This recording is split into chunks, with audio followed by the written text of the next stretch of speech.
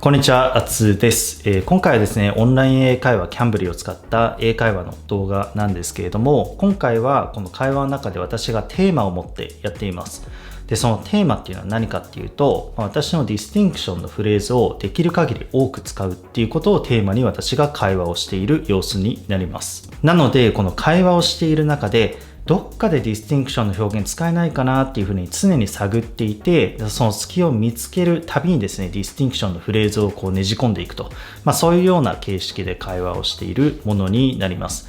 で、ネイティブの先生の方はディスティンクション持ってないんですけど、うまい具合に結構ディスティンクションのフレーズとかもこの回では使ってくれたので、この内容をですね、動画にしようと思い、今回この動画を制作いたしました。で、オンライン英会話をですね、やっているって方、これ見てる方も結構いると思うんですけれども、オンライン英会話ってテーマを持たないで毎回やってもですね、結局同じような内容を話したりとか、同じ表現とか、同じ英文法とか同じ形ばっかり使ってですね、会話をしてしまうことになるので、なんとなく同じことは何回も言ってるんですらって言えるようにはなるんですけど、それ以上なんかこう成長がないなっていうふうになってしまう人も結構多いわけですよね。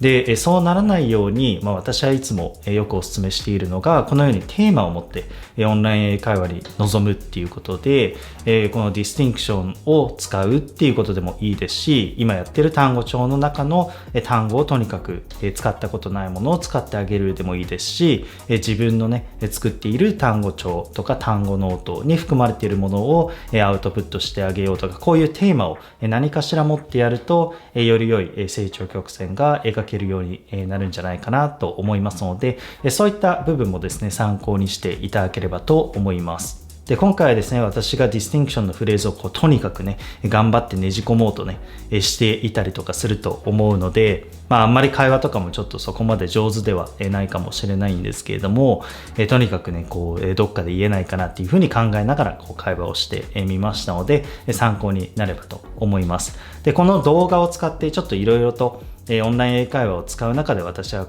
意識していることとか、この動画をコメントをつけていくような形で分析するような動画っていうのもまた別で作れたらいいなっていうふうに思っていますので、そちらもぜひ楽しみにしていてください。はい、ということでちょっと前置きが長くなりましたが、早速動画の方を見ていってください。どうぞ。Great to see you again. How was your day so far? It's been okay. Keeping busy as always, but Excellent. Yeah, everything has been ticking along nicely, and Great. Excellent. I was just speaking to a guy in I forget now, near Tohoku region, I believe. I think he's in, but got onto the subject of J idols, which is kind of interesting because obviously it's such a different concept to hear. You know, I felt like I knew bits and pieces around about it, but it's certainly having somebody else talk about it, their experiences of it as well, and growing up around it is quite interesting because they lived for it firsthand, you know, in their own country, and it's such a big deal there, I know. So yeah, it's nice to be able to talk about all different sorts of topics in one day, right? Being a yeah. Well, that is the beauty of Cambly, actually, that you can talk about anything and everything, really. Yeah, that's what I like about Cambly too, like being able to talk about all different sorts of topics with different types of people from different backgrounds, from all sorts of regions in the world, which really broadens my horizons. So I really like it too. As a tool for you as well, it's such a great way to kind of listen to how words are spoken as well and learn new words, and it actually makes me think about topics, so it's not one-sided. It makes me think deeply about a subject, which I really like because I like to think about deep subjects, so exciting for me. If I was living in an English-speaking country, probably the variety of topics would be quite limited because I would be probably working for a company which has a certain level of specialization, in which case I would probably end up talking about the same kind of thing all the time, right? A common problem, I'd say, especially if you work in an office. People go, oh, what did you do at the weekend? Oh, I went drinking. Oh, that weather, that's terrible. That weather is, it's the same topics every time. This kind of like diverse exposure to all different types of subjects really make me open-minded. So yeah, it's great to be exposed to new things, I think, and it's kind of like the conversation we had earlier on. It's constantly a learning process, not necessarily just language learning, but actually just experiencing new conversations about subjects and things you hadn't previously thought about before, which I love that, to be honest. Great. Doing a deep dive into something that you've never dived into, which is fascinating. Absolutely, yeah. That's my favorite type of conversation, I think. My question today, the first one, is if you were able to see into the future and see what your fate was, would you choose to look at your fate, or would you rather not know and just experience the surprise of life? That would make the rest of my life really boring, I think. I think the beauty of living this life is the uncertainty that you always try to explore by taking action deliberately. I was able to foresee my future career. That was definitely one of the reasons why I, made up my mind and decided to kind of veer off course of the career path that was right in front of me, and make a different decision from others. Maybe I would have been able to become a partner. I don't know. It would have probably taken quite a lot of effort, of course. But if I'd taken that path, I would have probably become a partner. Being an auditor, I would have done like all the management of audit teams and stuff. And like knowing that was going to be the outcome of taking the path, I didn't really feel motivated to take the path and keep going in that direction. I think that's the flip side of it, is that I kind of could guess what my fate would be if I were to take that direction. There's a very interesting thing that I noticed when you were speaking about that. Just by observing the people in your office, you were able to have a sample of what the future potentially held for you, just by looking at the people in your office, and perhaps you see it written on their faces, years of stress and disillusionment, problems that were there. So in a way you could figure that out for yourself. So you had a heads up, maybe you could say. Absolutely. Like, to me, 5 years of working there was more than enough to glean all the information necessary to make that good level of prediction as to what will happen to me in the future. And I would have to really appreciate the fact that I was able to do that. But seeing people leaving the company was sort of like a wake-up call to me that maybe I should probably more deliberately and carefully think about what I should be doing. And that was definitely one of the driving factors of me changing my career and starting to do something new. So to a point you just made, am I right in saying that although not completely frowned upon, it's more unusual to change your job in Japan multiple times, where it's maybe something you see in the West more often? In fact, they say change your job every 5 years here.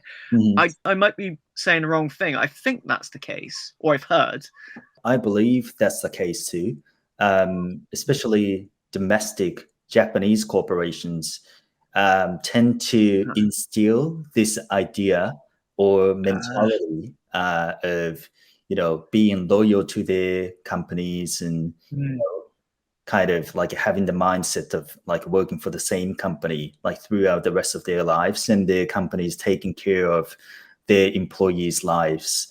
But now that the global situation, like especially the economic situation, has been drastically changing, I think Japanese corporations are kind of being forced to change, to adapt to the magnificent change that's happening out there. So I think it's been gradually changing, but still, for example, people in really high positions like managers and above are still from the era where that philosophy was considered to be valuable, right? So I think that change is always gradual. I don't think it's really it's not really as straightforward as just changing all the company policies and like the change out of the blue happens in one day. I think gradually it's been changing, like people's perspectives and types of lenses that they can use to look through the world.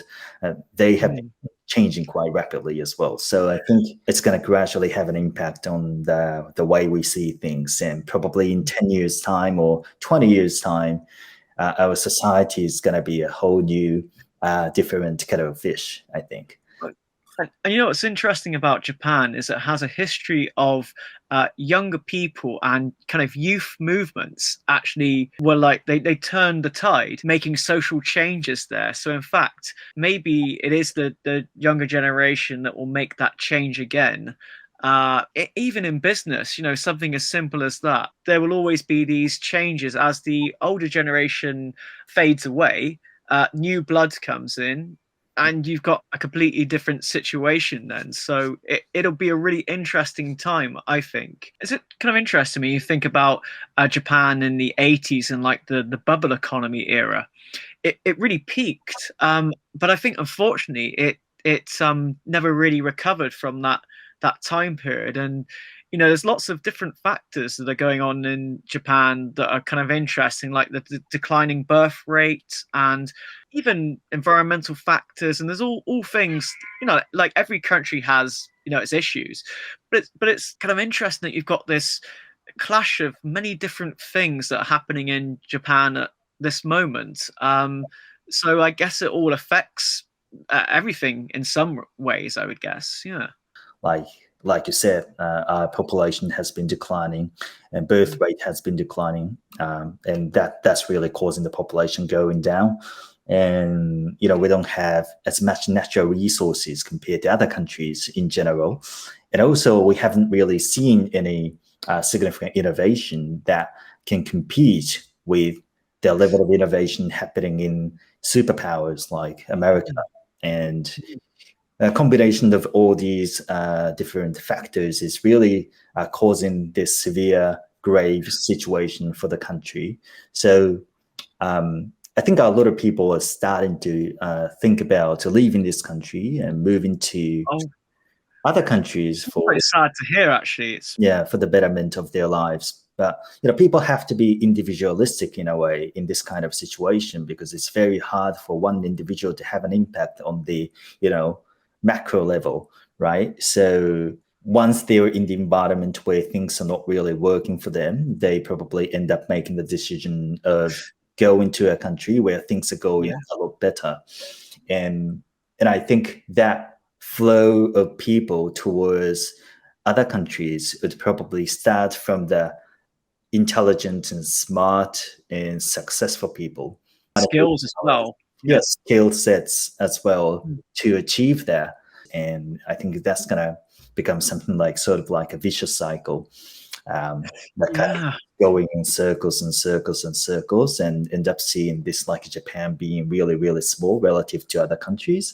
That would be really sad if that happened. So hopefully the government and we people kind of, take action and before it worsens.